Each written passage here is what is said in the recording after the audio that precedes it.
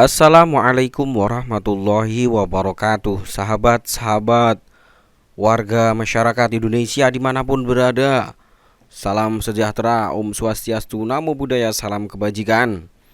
Kembali kita akan mereview, membahas tentang konflik Habaib dan keluarga Wali Songo. Kali ini kita sudah sampai pada bagian ke-10 yang ditulis oleh Kiai Haji Ali Badri. Berikut ini konflik Habaib dan keluarga Wali Songo bagian 10. Mayoritas Ba'alawi gengsi untuk belajar pada ulama pribumi. Konflik Habaib dan keluarga Wali Songo bagian 10. Mayoritas Ba'alawi gengsi untuk belajar pada ulama pribumi. Pada bagian yang ke-10 ini, Kiai Haji Ali Badri Pasuruan menyuguhkan 4 fakta sejarah terkait ulama Ba'alawi yang dinilai sebagai ulama besar. Dalam banyak hal, ulama Habaib Ba'alawi dinilai punya level tinggi, bahkan sampai mujtahid mutlak. Ini kadang tidak sesuai dengan fakta sejarah. Bukan hanya itu, Kiai Haji Ali Badri juga melihat banyak Habaib Ba'alawi di Indonesia yang tidak mau belajar dengan ulama pribumi. Simak penjelasan Kiai Haji Ali Badri Pasuruan berikut ini. Konflik Habaib dan keluarga Wali Songo bagian 10. Mayoritas Habaib Ba'alawi gengsi untuk belajar pada ulama pribumi. Catatan kedua, banyak keluarga Ba'alawi yang mengatakan bahwa leluhur mereka, mulai Faqih Muqaddam hingga Sayyid Ahmad Al-Muhajir, semuanya adalah ulama besar dengan level mujtahid mutlak. Namun mereka tawadhu sehingga tetap bermadhab dengan madhab Syafi'i. Cerita itu bertentangan dengan beberapa fakta sejarah, bahkan bisa jadi bumerang bagi status keabsahan nasab mereka sendiri. Berikut fakta-fakta itu. Fakta yang pertama, tentang keilmuan leluhur Ba'alawi dalam sejarah. Dalam kitab Al-Istizadah min Akhbaris Sadah halaman 62, Habib Ali bin Muhsin As-Segaf mengutip pernyataan kakek beliau, yaitu Habib Abdurrahman bin Ubaidillah As-Segaf, Mufti Hadramaut yang wafat tahun 1375 Hijriah. Sedikit saja dari leluhur Ba'alawi yang berintisab pada ilmu. Mereka, ulama ahli sejarah, tidak memuji keilmuan kecuali pada Faqih Muqaddam dan Sahib Mirbat. Mereka tidak menyebut ayah Faqih Muqaddam selain dengan sebutan alim sufi. Juga tidak ada data yang menunjukkan bahwa Al-Muhajir luas ilmunya. Mereka juga tidak menyebut Ubaidillah, Muhammad bin Ubaidillah, Ali Al-Uraidi dan Ali Kholi Khosam sebagai ahli ilmu sama sekali. Maksud Habib Abdurrahman, masing-masing leluhur Ba'alawi itu tidak dikenal sebagai ulama besar di zamannya, apalagi sampai derajat imam, lebih-lebih mujtahid mutlak.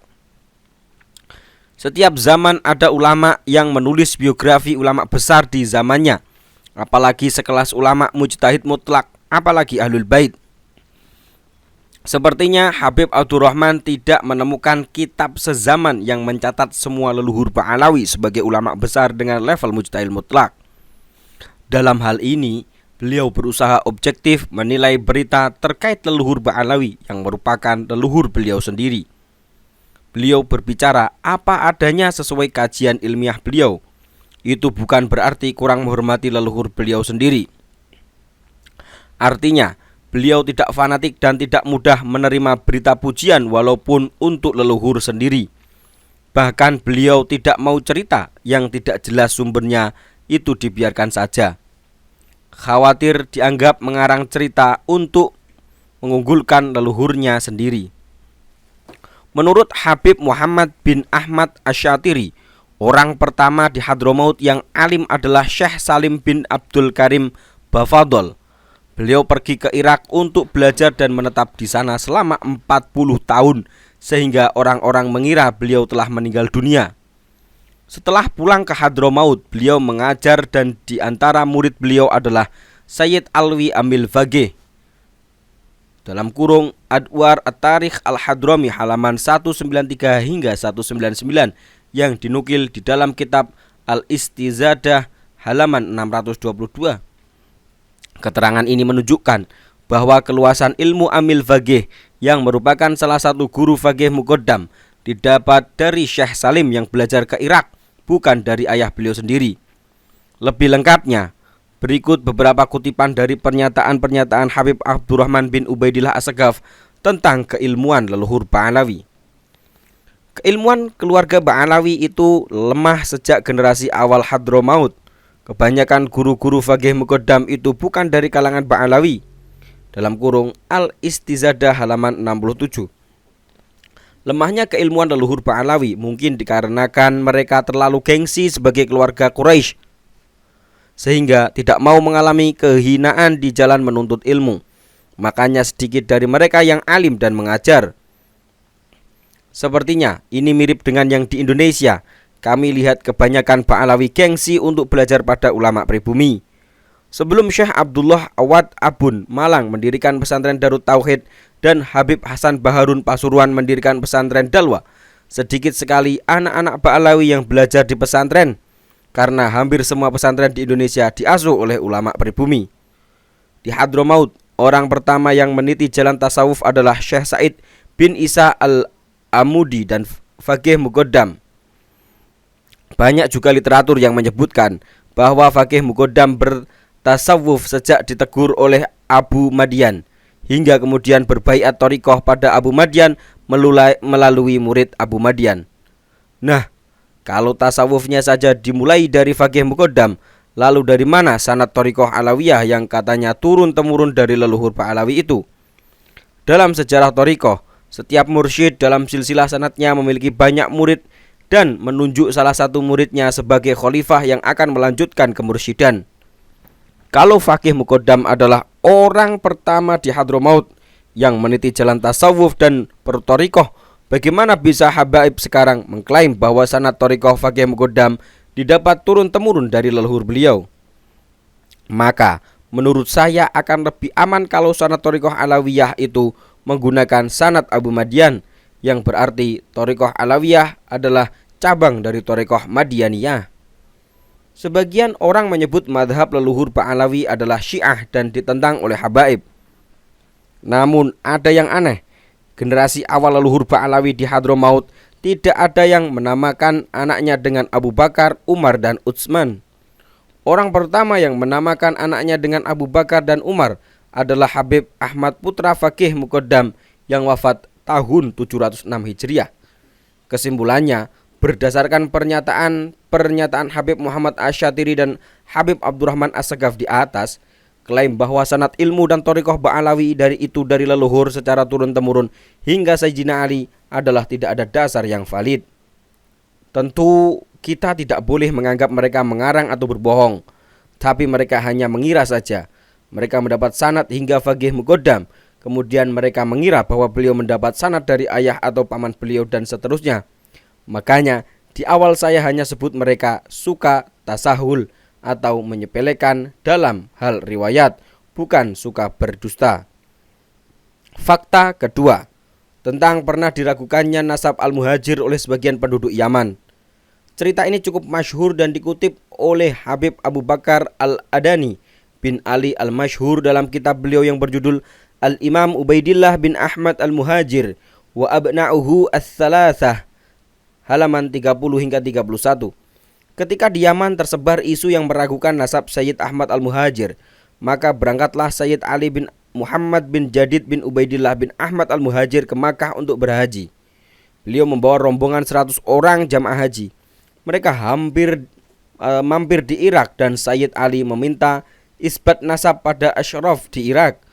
Beliau pun mendapat isbat disaksikan oleh 100 orang itu. Kemudian kembali mendapat isbat di Mekah Al-Mukarramah. Setelah pulang ke Yaman, maka 100 orang saksi itu menceritakan semuanya pada penduduk Yaman. Fakta ini kontradiktif dengan klaim bahwa leluhur Ba'alawi, mulai faqih muqaddam hingga Sayyid Ahmad Al-Muhajir, semuanya ulama besar dengan level mujtahid mutlak. Kalau semua mereka mujtahid mutlak, apalagi mereka ahlul bait yang masih dekat dengan zaman Imam Ja'far Shadiq, pasti nama dan nasab mereka bukan hanya dikenal dan dicatat oleh ulama sejarah, tapi pasti juga dikenal dan dicatat oleh ulama ahli hadis dan fikih pada zaman masing-masing. Dengan kata lain, mana mungkin seorang mujtahid mutlak diragukan nasabnya sampai segitunya. Fakta ketiga tentang pilihan Al-Janadi ketika menulis biografi ulama dan raja-raja dalam kitab As-Suluk. Al-Janadi mengangkat sejarah salah satu ulama keluarga Jadid keturunan Sayyid Ahmad yang bernama Syarif Ali Al-Jadidi Abul Hasan. Al-Janadi menulis nasab beliau begini: Ali bin Muhammad bin Ahmad bin Muhammad bin Ali bin Muhammad bin Jadid bin Abdullah bin Isa. Seandainya semua leluhur Ba'alawi yang katanya satu rumpun dengan keluarga Jadid adalah ulama berkaliber mujtahid mutlak, niscaya Al-Janadi akan lebih memilih mengangkat nama keluarga Ba'alawi daripada nama Syarif Ali Al-Jadidi yang hanya ulama biasa, atau minimal akan menyebutkan bahwa Syarif Ali masih famili dengan Sayyid Ali, ayah Faqih Muqaddam misalnya, karena Syarif Ali sezaman dengan beliau. Al-Janadi justru hanya menyebut bahwa Syarif Ali memiliki famili di Hadramaut yang dikenal dengan keluarga Abi Alawi.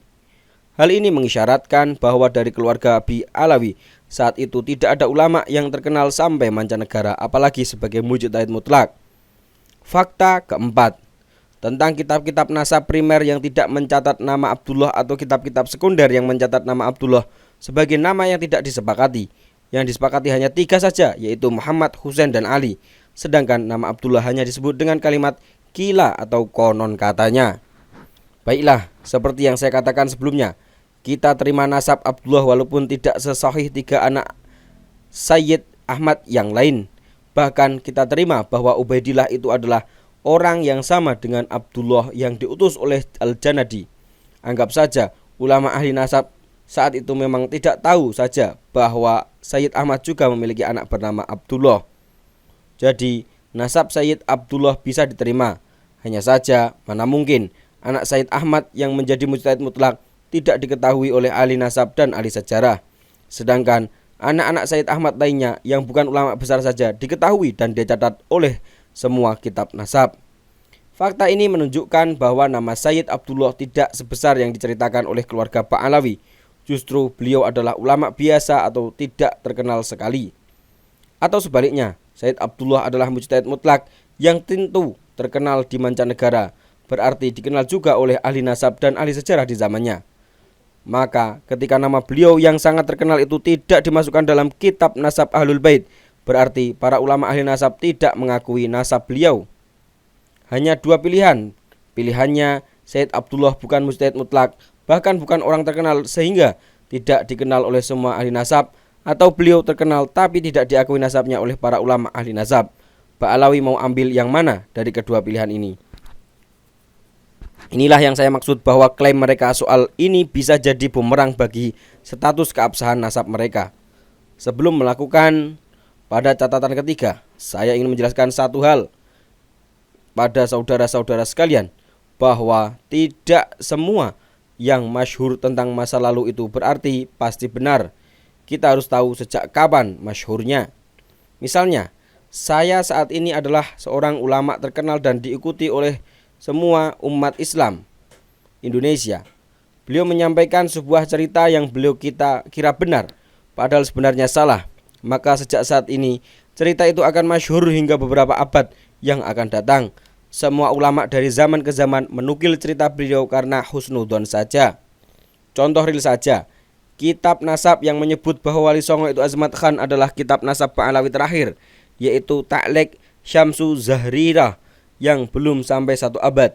Sebelum itu, habaib Yaman tidak tahu, maka sejak itulah di Yaman masyhur bahwa Wali Songo itu Azmat Khan. Sekarang ini, semua habaib di Yaman menganggap Wali Songo itu Azmat Khan. Bahkan ada yang bilang bahwa jelasnya nasab Wali Songo sebagai Azmat Khan seperti matahari di siang hari. Kalau sekarang ditemukan nasab Wali Songo dengan versi lain, kemudian ada yang meneliti dan lebih condong pada versi lain itu, apakah berarti dia salah karena menyalahi yang sudah masyhur? Sedangkan masyhurnya hanya dalam kurun 100 tahun terakhir ini saja. Apakah berarti juga dia merasa lebih pandai dari Habib Dia Syahab?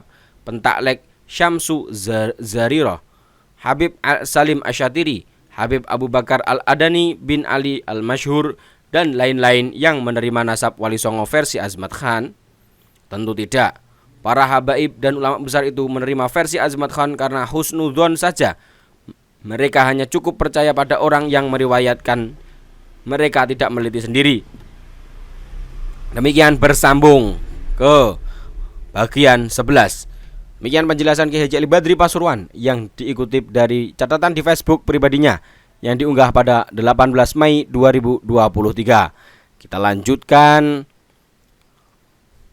membahas konflik habaib dan keluarga Wali Songo dalam kacamata yang diungkapkan oleh Kiai Haji Ali Badri Pasuruan.